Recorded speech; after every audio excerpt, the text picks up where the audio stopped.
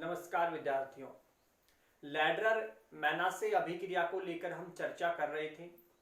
उसकी हमने chemical reaction को देखा, फिर हमने उसकी एक क्रियाविधि को समझा था जो अम्ल उत्प्रेरकीय क्रियाविधि थी या एसिड कैटलिस्ट मैकेनिज्म हमने देख ली थी। यानी कि एक बार रिएक्शन को मैं दोबारा से रिवाइज करवा देता हूँ कि जो फिनोल थी उसकी अभिक्रिया हम करवा रहे थे फॉर्म एल्डिहाइड के साथ में। प्रेजेंस था वहां पे एसिड या फिर बेस को हम कैटलिस्ट के रूप में उपयोग में ले रहे थे इस केमिकल रिएक्शन के दौरान। ये रिएक्शन 6 स्टेज में कंप्लीट हो रही थी और इस रिएक्शन के दौरान जो प्रोडक्ट के रूप में हमें प्राप्त हो रहा था वो ऑर्थो एंड पैरा प्रोडक्ट हमें प्राप्त हो रहा था। यदि मैं आगे बात करूं तो यदि उन प्रोडक्टों का यदि मैं नाम की बात करता हूं तो उन प्रोडक्ट के नाम थे ortho hydroxy benzyl alcohol and para hydroxy benzyl alcohol. जी हाँ, इसी प्रकार से हमने इस केमिकल रिएक्शन को संपन्न किया था। यदि मैं आगे बात करता हूं, फिर हमने मैकेनिज्म को समझा था कि मैकेनिज्म किस प्रकार से एसिड कैटलिस्ट के रूप में किस प्रकार से सर्वप्रथम हमने फॉर्मल्डिहाइड की अभिक्रिया एसिड के साथ में करवाई, फिर हमने एक इलेक्ट्रोफाइल बनवाया और फिर उस इलेक्ट्रोफाइल का आक्रमण उस फिनोल रिंग के ऊपर करवाया, जिसके अंतर्गत हमने एक ऑर्थो प्रोडक्ट बनाया था जिसका नाम था ऑर्थो हाइड्रोक्सी बेंजिल अल्कोहल। इसी प्रकार से पैरा प्रोडक्ट का फॉर्मेशन भी कर सकते हैं, क्योंकि यहाँ पे देखिए जो फिनोल रिंग है उसके ऊपर जो जुड़ा हुआ OH समूह है उसका पैरा प्रोडक्ट तक उसमें रेजोनेंस पॉसिबल कर देंगे और वहां पे पैरा पे जब नेगेटिव चार्ज आता है तो उसका अटैक हमें करवाना है। यानी कि अपन यूं कहें कि उस इलेक्ट्रोफाइल का आक्रमण उस पैरा पोजीशन पे हो जाएगा, वहां से वो एक हाइड्रोजन बाहर निकल जाएगा और वहां पे पैरा प्रोडक्ट पे CH2OH समूह का एडिशन हो जाएगा। तो इस प्रकार से हम पैरा हाइड्रोक्सी बेंजिल अल्कोहल भी बना सकते हैं। आज हम समझने वाले हैं कि प्रेजेंस ऑफ क्षार यानी कि क्षार की उपस्थिति में किस प्रकार से वो रिएक्शन मैकेनिज्म संपन्न होती है। तो इस रिएक्शन मैकेनिज्म के अंतर्गत हम सर्वप्रथम क्या करते हैं, जो फिनोल है तो फिनोल रिंग की और साथ में सोडियम हाइड्रोक्साइड हम क्षार का प्रयोग करेंगे इस केमिकल रिएक्शन के दौरान। तो हम जानते हैं कि सोडियम हाइड्रोक्साइड है वो विभाजित हो जाता है Na+ में और OH- में। यानी कि अपन यूं कह सकते हैं कि जो OH- आयन यानी H+ इसको क्या करेंगे, ये ग्रहण कर सकते हैं और जो H+ ग्रहण करते हैं वो क्या कहलाते हैं भाई, बेस कहलाते हैं। यानी जो H+ का दान करें वो एसिड और जो H+ को ग्रहण करें एक्वस सॉल्यूशन के अंतर्गत अकॉर्डिंग टू Arrhenius। तो इस प्रकार से हम उनको बेस बोल सकते हैं। यदि मैं फिनोल की बात करता हूं तो फिनोल के पास में देखिए OH समूह है, उसका क्या है भाई, वो ऑक्सीजन पर उपस्थित जो लोन पेयर है वो रेजोनेंस में पार्टिसिपेट हो जाएंगे, जिससे उसका H+ का निकलना वहां से आसान हो जाता है। इस कारणवश से वहां पे जो फिनोल है वो एक एसिड की तरह कार्य वहां पे करता है। तो मैं यूं कहूं कि यहाँ पे सर्वप्रथम हमें एसिड बेस रिएक्शन को संपन्न कराना होगा। तो सर्वप्रथम यहाँ पे एसिड बेस रिएक्शन करवाई जाएगी, फिर यहाँ पे एक जल का मॉलिक्यूल बाहर निकलेगा, फिर यहाँ पे जो हमने रेजोनेंस का प्रयोग करना है, उसके बाद में हमें इस जो एल्डिहाइड समूह लिया है इसके ऊपर हमें अटैक करवाना होगा और उसके बाद में हमें एसिडिफिकेशन करा के अंतिम में जो कैटलिस्ट के रूप में जो हमने प्रयोग किया था सोडियम हाइड्रोक्साइड, वो तो अभिक्रिया के दौरान फिर बाहर निकल जाता है और हमें एक प्रोडक्ट का फॉर्मेशन होता है। तो आइए विद्यार्थियों उस मैकेनिज्म को देखते हैं कि किस प्रकार से ये मैकेनिज्म संपन्न होती है। तो यहाँ पे आगे लैडरर मेनासे रिएक्शन के अंतर्गत आगे समझते हुए लिखिएगा आप क्षार उत्प्रेरकीय क्रियाविधि। जी हाँ, मैं यहाँ पे लिख देता हूं कि क्षार उत्प्रेरकीय क्रियाविधि।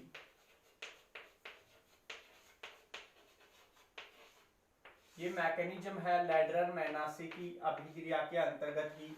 हमने पिछली मैकेनिज्म को एसिड की जर्नी की, अपन यूं कहें कि जब एसिड का प्रयोग कैटलिस्ट के रूप में कर रहे थे तो हमने पिछले वीडियोस में उस मैकेनिज्म को समझा। आज हम समझने वाले हैं बेस कैटलिस्ट की उपस्थिति में किस प्रकार से ये केमिकल रिएक्शन संपन्न होती है। तो देखिए यहाँ पे सबसे पहले हमें लेना क्या होगा, सबसे पहले हमें फिनोल का प्रयोग करना होगा। जी हाँ, ये फिनोल हो गया, यहाँ पे OH समूह हो गया, ऑक्सीजन के पास में 2 लोन पेयर हो गई। हमने इसकी एरोमेटिसिटी को इस प्रकार से प्रदर्शित कर दिया है। यहाँ पे हम देखिए सर्वप्रथम यहाँ पे एसिड बेस रिएक्शन करवाएंगे। यहाँ पे सोडियम हाइड्रोक्साइड यहाँ पे बेस लेंगे। हमें पता है कि एक्वस सॉल्यूशन के अंतर्गत ये Na+ और OH- में वियोजित हो जाता है। अब देखिए ये बेस की तरह कार्य करेगा। अपन यूं कह सकते हैं कि एक प्रकार से यहाँ पे एसिड बेस रिएक्शन हो सकती है, ये एसिड की तरह कार्य करेगा, क्योंकि ये जो ऑक्सीजन है ये रेजोनेंस में पार्टिसिपेट कर सकता है, जिसके कारण से ऑक्सीजन पर पॉजिटिव चार्ज आ जाएगा और ये बॉन्ड के इलेक्ट्रॉन इधर शिफ्ट होने से H+ का निकलना क्या हो जाता है भाई, आसान हो जाता है। तो इसी कारण से ये जो फिनोल है वो एसिडिक बिहेवियर प्रदर्शित कर रहा है। इसी प्रकार से अगर यूं कहें कि यहाँ पे समझना चाहें तो जो OH- आयन है वो आसानी से इस H+ को ग्रहण कर सकता है। तो जो H+ को ग्रहण करेंगे भी, यानी कि मैं ब्रोनस्टाइन एंड लोरी के अकॉर्डिंग बात करूं तो जो प्रोटॉन ग्रहण करते हैं वो क्या कहलाते हैं भाई, according to Bronsted and Lowry concept, यानी कि बेस कहलाते हैं। तो यहाँ पे एक प्रकार से एसिड बेस रिएक्शन संपन्न हो सकती है।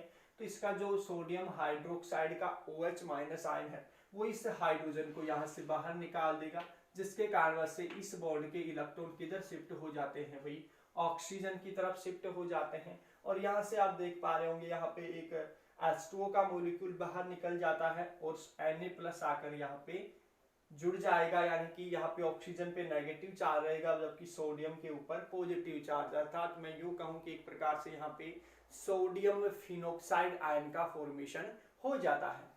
तो देखिए किस प्रकार से अभिक्रिया होगी। यहाँ से हमने एक H2O का मॉलिक्यूल बाहर निकाल दिया है। अब देखिए विद्यार्थियों किस प्रकार से इसका एडिशन होता है। यहाँ पे देखिए ये ऑक्सीजन हो गया, इस बॉन्ड के इलेक्ट्रॉन यदि ऑक्सीजन की तरफ शिफ्ट हुए तो इस ऑक्सीजन पे कौन सा चार्ज जनरेट हो जाता है, नेगेटिव चार्ज है।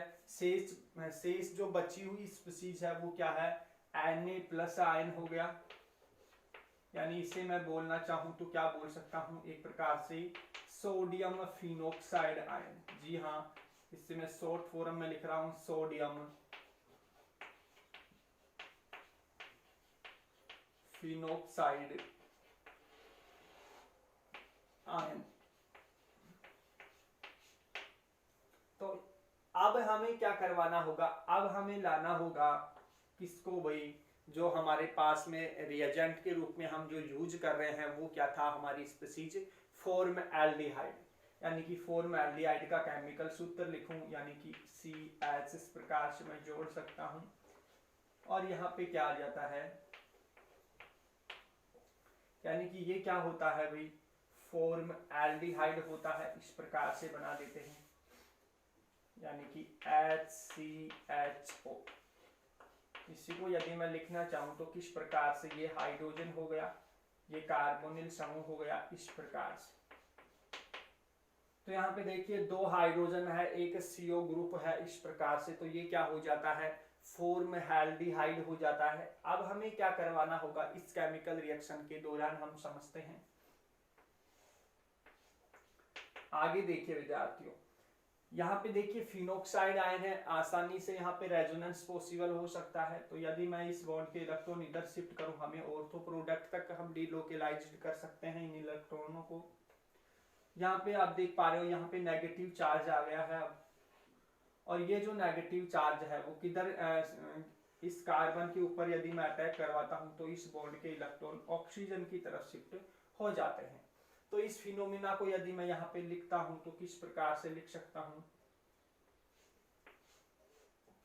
देखिए इस प्रकार से। तो यहाँ पे देखिए बॉन्ड लाइन नोटेशन के माध्यम से देखिए यहाँ पे शो कर रखा था हमने, हाइड्रोजन को बाहर लिखा है यहाँ पे, और यहाँ पे देखिए डबल बॉन्ड आया है और यहाँ पे Na+ है, इस प्रकार से। और यहाँ पे देखिए इस ऑर्थो पोजीशंस के ऊपर हमने किस ग्रुप को जोड़ा है, इस एल्डिहाइड ग्रुप को जोड़ा है। तो इस ये बॉन्ड के इलेक्ट्रॉन यदि ऑक्सीजन की तरफ शिफ्ट होते हैं तो ऑक्सीजन पे कौन सा चार्ज आ जाएगा भाई, नेगेटिव चार्ज आ जाएगा और बाकी इस कार्बन से जो लगे हुए दोनों हाइड्रोजन हैं वो इस प्रकार से हमने यहाँ पे जोड़ दिया गया। तो यहाँ पे देखिए बाकी बॉन्ड के इलेक्ट्रॉन इस प्रकार से रिप्रेजेंट कर देगी, तो हमारे पास में ये फिनोमिना बनकर तैयार हो जाती है। देखिए ये रिंग वापस से एरोमेटिसिटी प्राप्त करेगी, तो इस बॉन्ड के इलेक्ट्रॉनों को यदि मैं इधर शिफ्ट कर दूं और इस बॉन्डों के इलेक्ट्रॉनों को इधर शिफ्ट कर दूं, तो ये जो निकला हुआ H+ है ये इस समूह के साथ में जुड़ जाता है। तो यहाँ पे देखिए हम जोड़ना चाह रहे हैं तो किस प्रकार से जुड़ सकता है।